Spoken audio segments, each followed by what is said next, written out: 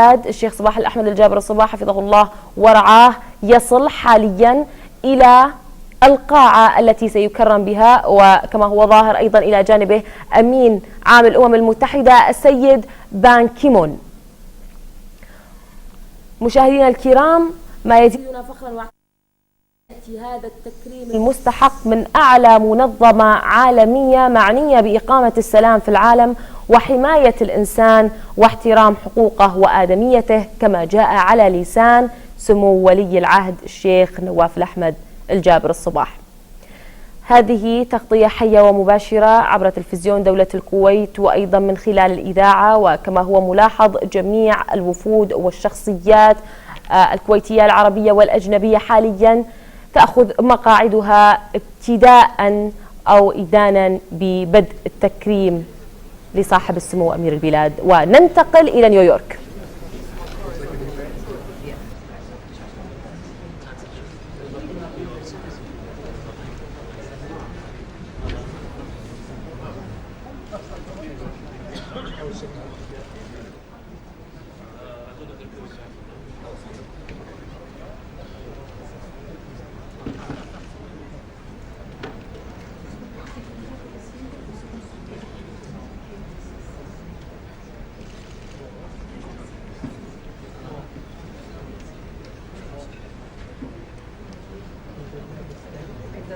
Good afternoon, everyone.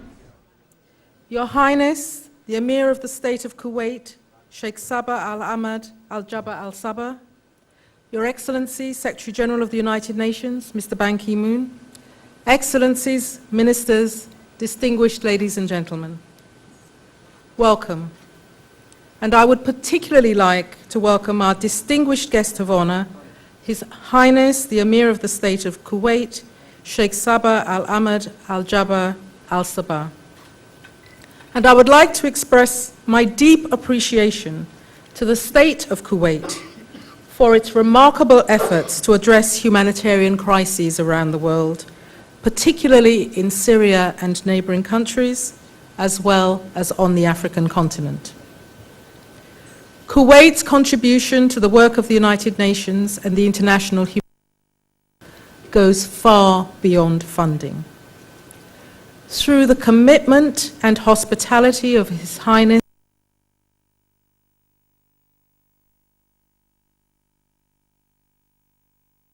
high-level international humanitarian pledging conferences for Syria in the space of 1 year. The first on the 30th of January 2013, and the second one on the 15th of January this year. A total of $3.6 billion was pledged in support of humanitarian operations in and outside Syria. This is unprecedented, and Kuwait led the way in terms of the pledges. I also express deep appreciation to His Highness the Emir of the State of Kuwait for his agreement to the appointment of his Special Advisor on Humanitarian Affairs, Dr. Al-Matrouk, as the Secretary General's Humanitarian Envoy.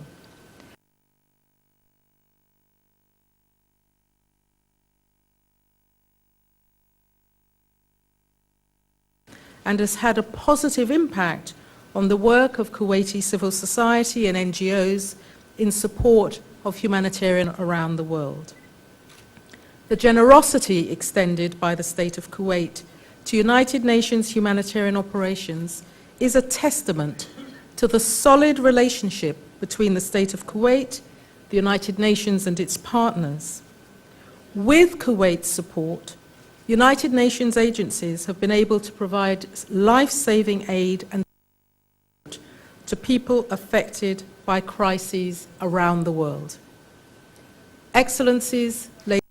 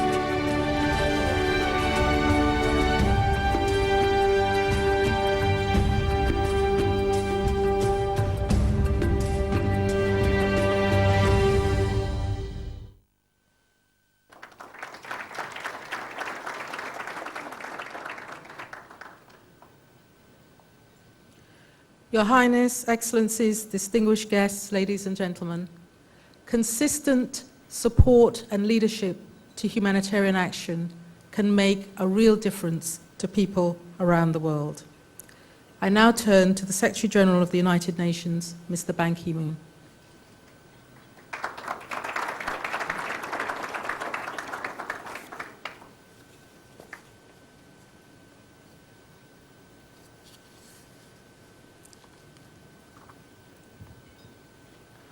Your Highness Sheikh Sabah Al Ahmad Al Jabbar Al Sabah, Emir of Kuwait, Your Highnesses, Your Excellencies, distinguished ministers and Prime Minister, former Prime Minister, and ladies and gentlemen, and Under Secretary General Valerie Amos, our distinguished Emergency Relief Coordinator, and dear colleagues, Assalamu alaikum.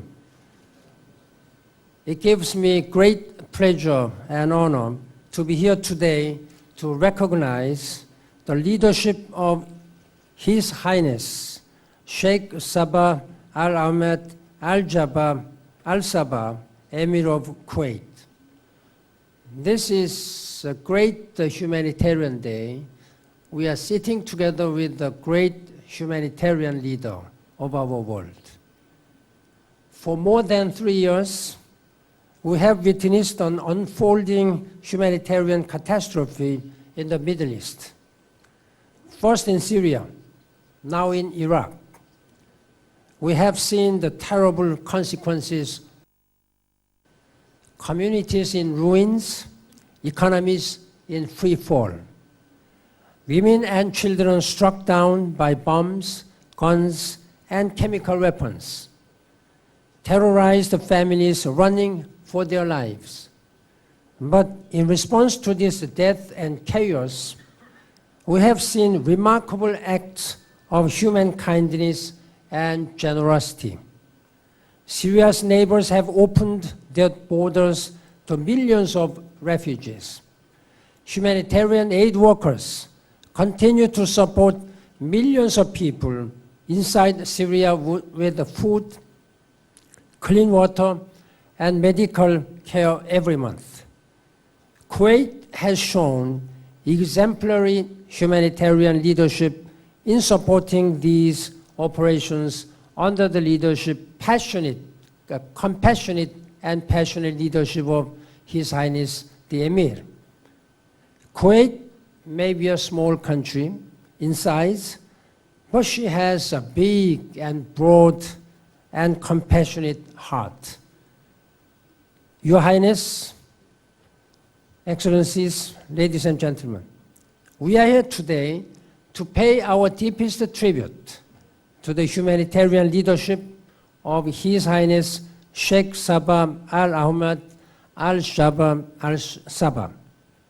We thank His Highness, the Emir of Kuwait, and the people of Kuwait for their outstanding generosity towards Syrians and Iraqis in need. Under the leadership of His Highness, the Emir, Kuwait has hosted 2 pledging conferences in 2013 and this year, early this year. And it hosts the meetings of top donors group for Syria.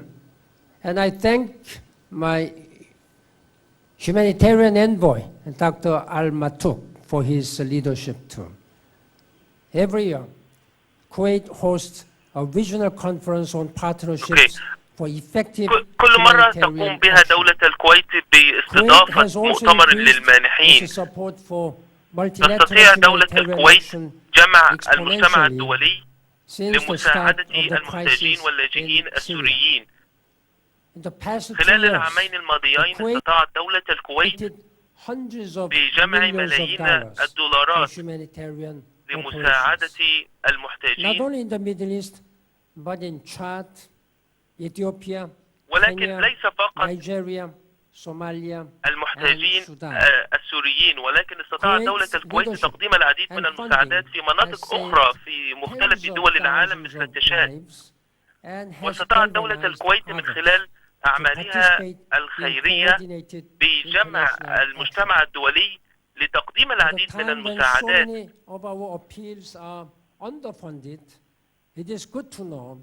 وإنه لفخر لنا في مثل هذا اليوم أن نستطيع أن نعتمد على دولة الكويت وقائد دولة الكويت لجمع المساعدات الإنسانية التي تستطيع من خلالها الأمم المتحدة القيام بعملها وتقديم العديد من المساعدات في مختلف دول العالم. إن ذلك يحدث من خلال دولة الكويت وعمل الأمم المتحدة، وكذلك قيادة دولة الكويت، القيادة الحكيمة لسمو الأمير ودعمه الدائم للمساعدات والأعمال الخيرية التي تقوم بها الأمم المتحدة. فأقل ما نستطيع القيام به اليوم هو أن نشكر سمو الأمير.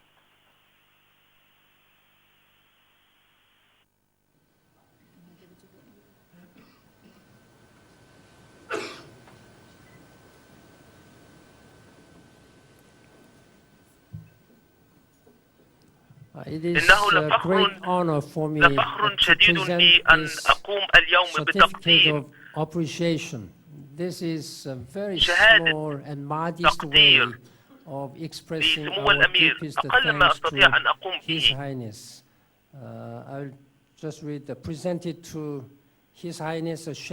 إنني الأمين العام للأمم المتحدة أتقدم بتقديم هذه الشهادة لحضرة صاحب السمو الأمير، وذلك للاعتراف بأعماله ودعمه الدائم كقائد إنساني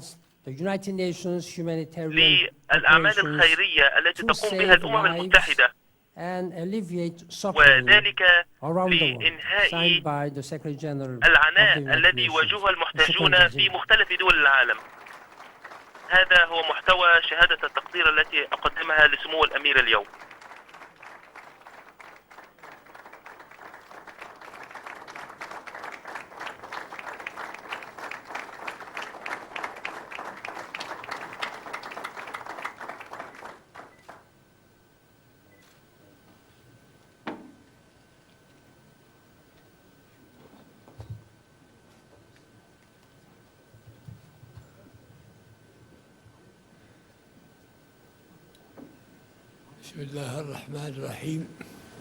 In the name of God, the merciful, the compassionate, Your Excellency, Mr. Ban Ki-moon, Secretary General of the United Nations, Excellencies, ladies and gentlemen. Assalamu alaikum wa rahmatullahi wa barakatuh. May peace, mercy, and the blessings of Allah be upon you. It is my pleasure to convey on this special occasion today to Your Excellency and all officials of this great world organization my sincerest thanks and appreciation for this gracious and unprecedented gesture towards the people and government of my country, Kuwait, and towards me personally. Such a gesture is an indication of the vital role played by this organization and its Secretary General, thus embodying their close attention and a profound understanding in a concrete and clear manner the numerous fears, concerns, and developments facing humanity and that challenge the social peace and political security of our world today. These challenges in their different forms have added to the need for new ways of addressing them that can face the various natural disasters that are increasingly threatening humanity, such as poverty, famine, and disease. This had led the organization, in accordance with its charter, based on its lofty mission and the optimum role in the maintenance of international peace and security, to mobilize international and regional efforts and adopt policies, devise initiatives, and strengthen capabilities.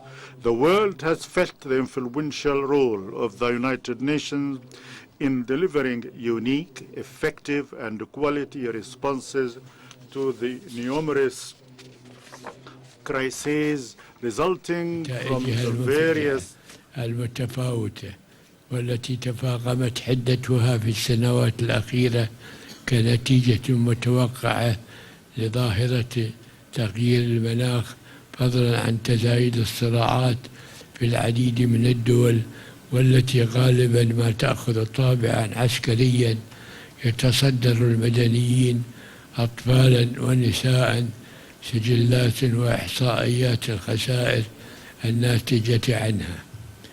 معالي الأمين، إن دولة الكويت ومنذ استقلالها وانضمامها لهذه المنظمة سنت لها نهجا ثابتا في سياستها الخارجية، ارتكز بشكل أساسي على ضرورة تقديم المساعدات الإنسانية لكافة البلدان المحتاجة بعيدا عن المحددات الجغرافية والدينية والأثنية، انطلاقا من عقيدتها وقناعتها بأهمية الشراكة الدولية وتوحيد وتفعيل الجهود الدولية بهدف الإبقاء والمحافظة على الأسس التي قامت لأجلها الحياة، وهي الروح البشرية.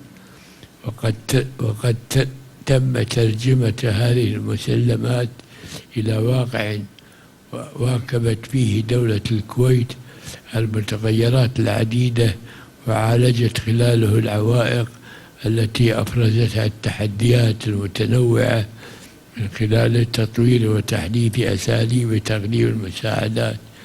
فأصبحت مبادرة صاحب السمو الأمير الراحل الشيخ جابر الأحمد جابر الصباح طيب الله ثراه في إلقاء فوائد القروض الميسرة للعديد من الدول النامية والدول الأقل نموا، والتي أعلن عنها رحمه الله في الدورة 43 لأعمال الجمعية العامة للأمم المتحدة لعام 1988، سابقة في العمل الإنساني الدولي، مدشنا بذلك نقلة نوعية في أساليب المساعدات التي ارتكزت عليها الدبلوماسية الكويتية، تمثلت بتلمس حقيقي للاحتياجات الإنسانية وإبراز المفهوم الإنساني البحت تجاهها، وهو أن هذه القروض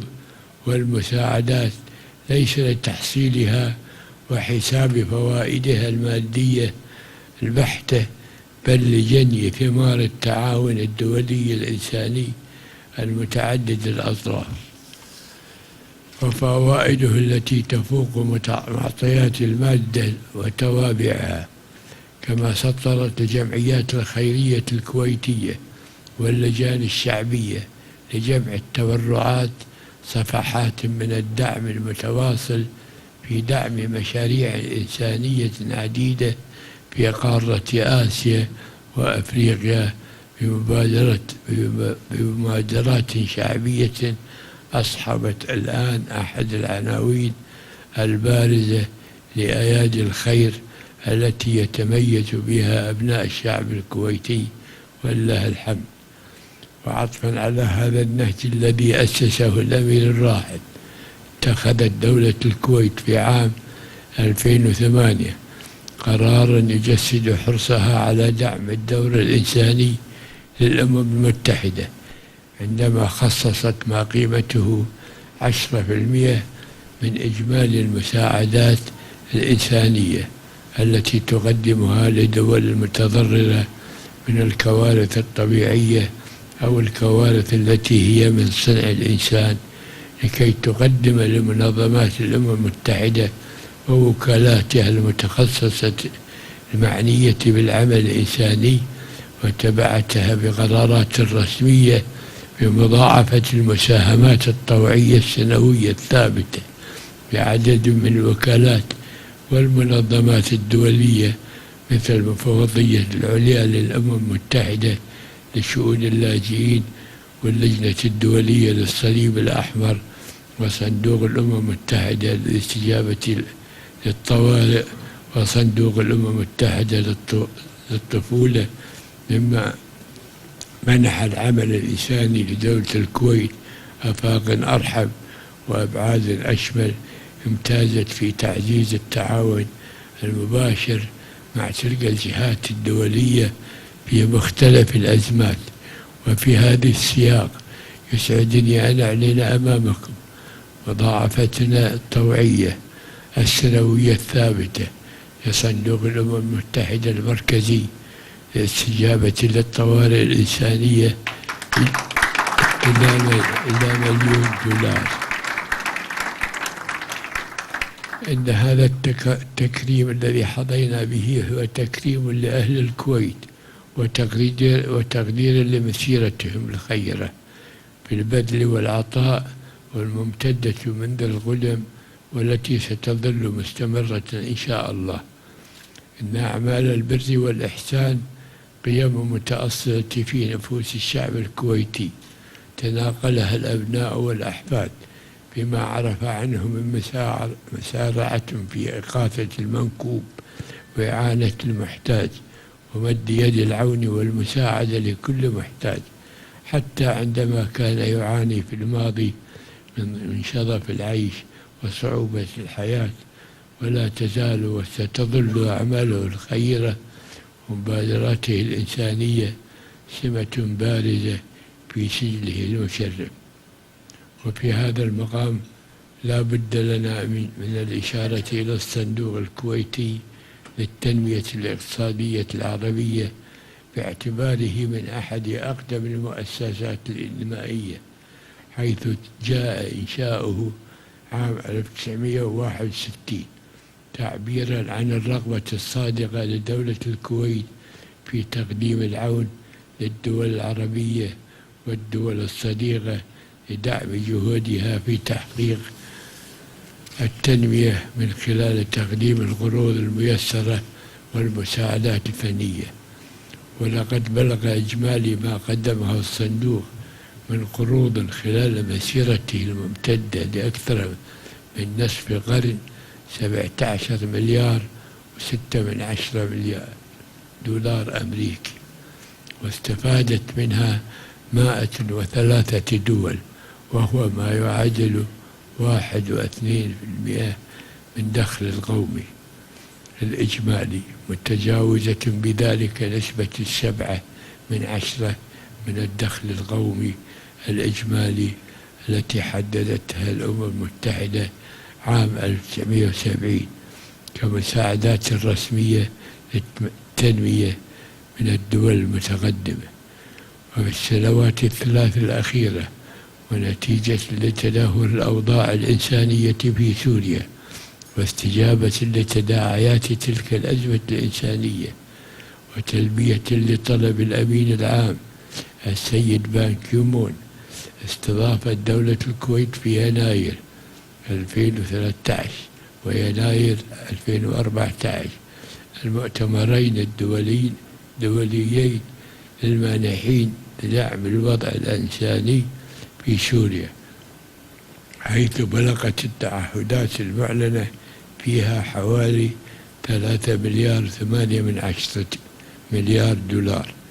ساهمت دولة الكويت ب800 مليون دولار التي سلمتها بالكامل لوكالات الأمم المتحدة المتخصصة والمنظمات الدولية الحكومية وغير الحكومية والمعنية بالشأن الإنساني. معالي الأمين العام، في الختام لا يسعني إلا أن أجدد لمعاليكم وللقائمين على هذه المنظمة فائق الشكر والامتنان والتقدير على ما تبذلونه من جهود متعددة وما حققتموه من إنجازات راسخة في الضمير الإنساني، مجددا التأكيد على أن دولة الكويت كانت وما زالت وستبقى داعما أصيلا وسندا ثابتا وعضوا فعالا في الأمم المتحدة إيمانا وتصديقا منها برسالتها السامية في حفظ السلم والأمن الدوليين ونشر مبادئ العدالة والمساواة وضمان العيش الكريم والرفاه لشعوب العالم. وأشكركم مرة أخرى على تكريمكم لنا في هذا الحفل المتميز وبهذا الجمع الكريم، والسلام عليكم ورحمة الله وبركاته.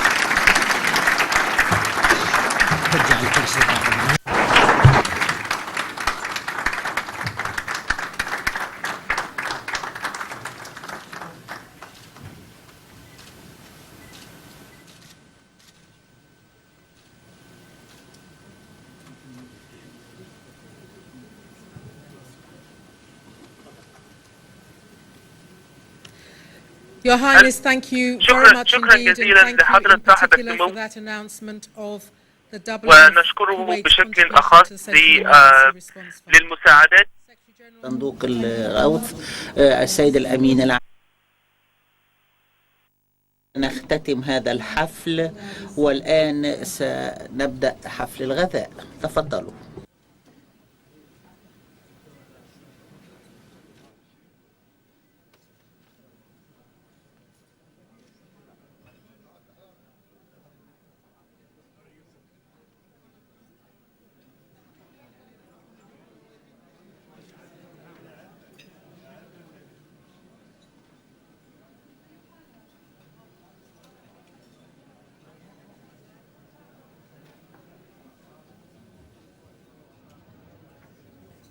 مشاهدينا الكرام، كما تلاحظون حاليا هذه الصورة الحية والمباشرة من موقع الحدث من مبنى الأمم المتحدة في نيويورك. كانت هذه هي مراسم التكريم، بدأوها بمقدمة وبفيلم أيضا يوثق الأعمال الإنسانية الكويتية لصالح جميع الدول في المنطقة والعالم أجمع. ومن ثم كانت هناك كلمة للأمين العام للأمم المتحدة بان كيمون، وتلتها كلمة لصاحب السمو أمير البلاد الشيخ صباح الأحمد الجابر الصباح حفظه الله ورعاه، وأيضا كان هناك التكريم. هذا هو الحدث العالمي والتاريخي أيضا الذي شهدته الكويت، وأهل الكويت أهل الخير كذلك. أنوه